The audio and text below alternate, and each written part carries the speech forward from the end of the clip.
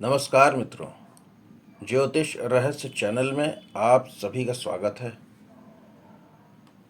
इस चैनल में लाल किताब से संबंधित जानकारी प्रदान की जाती है। आज की कक्षा का विषय है राहु।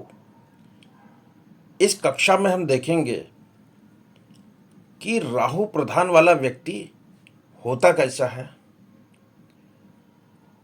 और राहु का मंदा प्रभाव हो रहा तो उसकी पहचान कैसे करें। कुंडली हो या न हो, राहु खराब प्रभाव दे रहा तो उसकी पहचान कैसे होगी और उसका क्या उपाय किया जा सकता है। वो उपाय जो कुंडली में राहु खाना नंबर 1 से खाना नंबर 12 तक में कहीं भी बैठा हो फिर भी किया जा सके, जो सामान्य उपाय है और उससे राहु का प्रभाव मंदे से अच्छा होएगा। तो सबसे पहले देखते हैं कि राहु क्या है। राहु है ससुराल, हमारे हाथ के नाखून, बिजली का सामान, हाथी, रांगा यानी कि लेड, जो सफाई कर्मी है। राहु है मक्कारी, नीचता, चालबाज और जालिम स्वभाव। राहु है ख्यालात, कल्पना और है इंसान की ठोड़ी। दिमाग में जो पैदा होती लहर है वो राहु है। और राहु है नारियल, पजामा है, पतलून है। राहु से देखते हैं कुत्ता। और राहु है जवानी का बुढ़ापा। व्यक्ति तो जवान है लेकिन जवानी में ही बुढ़ापा आने लगे, वो राहु की अशिया है। और राहु है सरस्वती जी। सरस्वती जी की आराधना करने से राहु का दोष मिटता है। तो यदि कोई व्यक्ति प्रबल राहु वाला है तो आप कैसे पहचानेंगे कि इस व्यक्ति पर जो हमारे 9 ग्रह हैं उन 9 ग्रहों में सबसे अधिक राहु का प्रभाव है। तो जो प्रबल राहु वाला व्यक्ति होगा उसका रंग जो है काला होगा। लेकिन यदि राहु उच्च का होगा तो रंग काला नहीं होगा। और ऐसे व्यक्ति की जो ठोड़ी है वो ऊंची होगी। ऐसा व्यक्ति ऐसे चलता है, उसकी जो चाल है जैसे टेढ़ा चलने वाला हाथी होता है। टेढ़े चलने वाले हाथी के शरीर की तरह वो चलेगा और उसकी आंखें भी हाथी जैसी होंगी।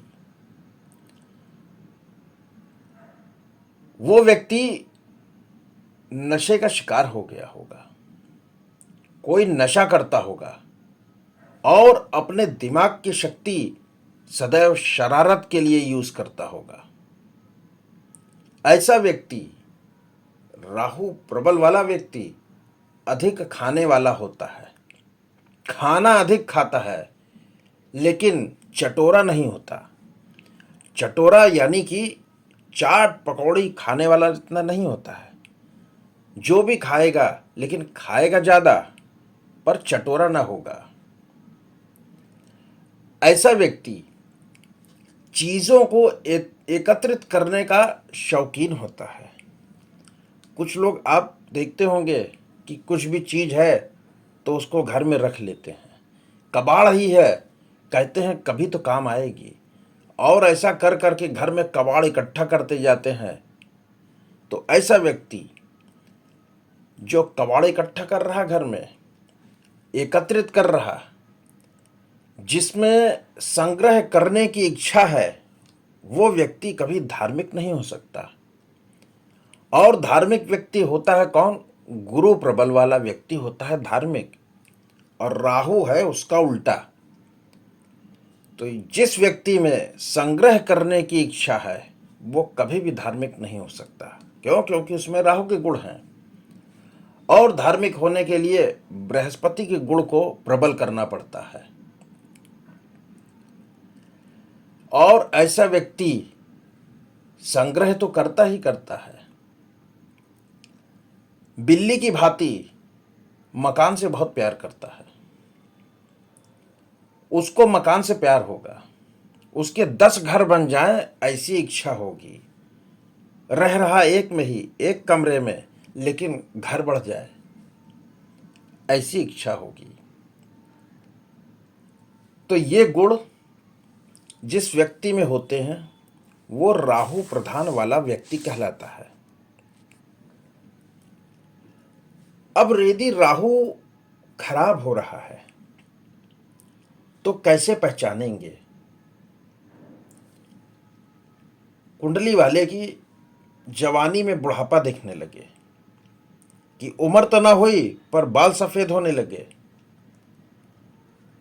कुंडली वाले को खुद की या परिवार में दमे की बीमारी होने लगे, सांस लेने में तकलीफ हो जाए, हाथ के नाखून खराब होने लगे, कोर्ट केस लग जाए, कोर्ट में जुर्माना भरना पड़े, कुड़की आ जाए, ऐसी बीमारी हो जाए जो डॉक्टर पकड़ न पाए। जांच तो बार बार हो रही लेकिन बीमारी पकड़ में ना आ रही। इसका अर्थ है राहु का बुरा असर हो रहा। राहु ससुराल है, ससुराल से संबंध खराब हो जाए। ऐसा व्यक्ति जो हमेशा बेचैन रहने लगे, अक्सर बीमार रहता हो, धोखेबाजी का शिकार होता हो या स्वयं दूसरों को धोखा देने का काम करता हो, गंदगी में रहना पसंद हो, साफ सफाई से कोसों दूर, कोई भी निर्णय न ले पाता हो, उसको डरावने स्वप्न आते हो, रात की नींद हराम हो, स्वभाव में चिड़चिड़ापन आ जाए, नशे की लत लगे और मुश्किलों से सदैव घिरा रहे, तो ऐसा समझना चाहिए कि इस व्यक्ति का राहु बुरा प्रभाव दे रहा। साथ ही साथ जिस घर में रह रहा, छत में क्रैक आने लगे, नल टपकने लगे, पानी बर्बाद होने लगे। पानी यानी कि चंद्रमा, चंद्रमा को बर्बाद कौन करता? राहु। तो इस कारण निशानी देखी जाती है कि भाई नल टपक रहा, आपके घर का नल टपक रहा यानी कि पानी बर्बाद हो रहा। पानी बर्बाद हो रहा इसका अर्थ है कि चंद्रमा बर्बाद हो रहा। तो ये निशानी होती है राहु की। अब आपने देख लिया कि राहु इस व्यक्ति का खराब है, जैसे वो सिम्टम बता रहा। तो सबसे बढ़िया उपाय है गंगा स्नान करना। गंगा नहीं पहुंच पा रहे तो थोड़ा सा गंगा जल रखिए, पहले बकेट में गंगा जल डालिए, फिर नल से बाकी का पानी भर के उससे स्नान करिए। कैसे भी गंगा जल से स्नान करते रहने से राहु का दोष कटता है। या फिर जो लकड़ी की खड़ाऊ होती, खड़ाऊ पहनने से भी राहु का दोष नष्ट होता है। ऊसर मिट्टी, ऊसर मिट्टी से सिर को धोते रहने से फिर राहु का दोष कटता है। ये ऊसर मिट्टी क्या है? ऊसर मिट्टी वो मिट्टी है जिसमें मिनरल्स की मात्रा बढ़ गई, खेती के योग्य न रह गई, ऊपर से सफेद दिखने लगी, वो है ऊसर मिट्टी। उस ऊसर मिट्टी से सिर धोते रहने से, सिर पे मालिश करिए, धार से धो दीजिए। गाय का शुद्ध घी, उससे सिर की मालिश करने से भी राहु का दोष मिटता है। पर गाय का घी शुद्ध होना चाहिए, देसी गाय का। जो व्यक्ति हफ्ते में कम से कम एक बार सरसों का तेल पूरे शरीर में लगाता है और फिर उसके बाद स्नान करता है, नदी में डुबकी लगा के या शावर लेता है, उसको राहु दोष कभी नहीं सताता। जो व्यक्ति प्रतिदिन चिरायते का काढ़ा पीता है, उससे भी राहु दोष मिट जाता है।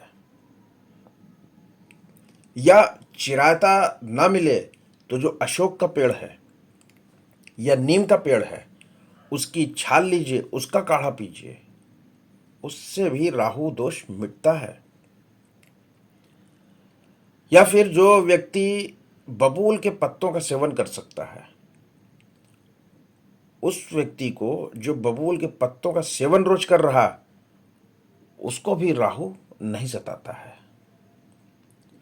तो ये वो उपाय हैं जो कोई भी व्यक्ति कर सकता है।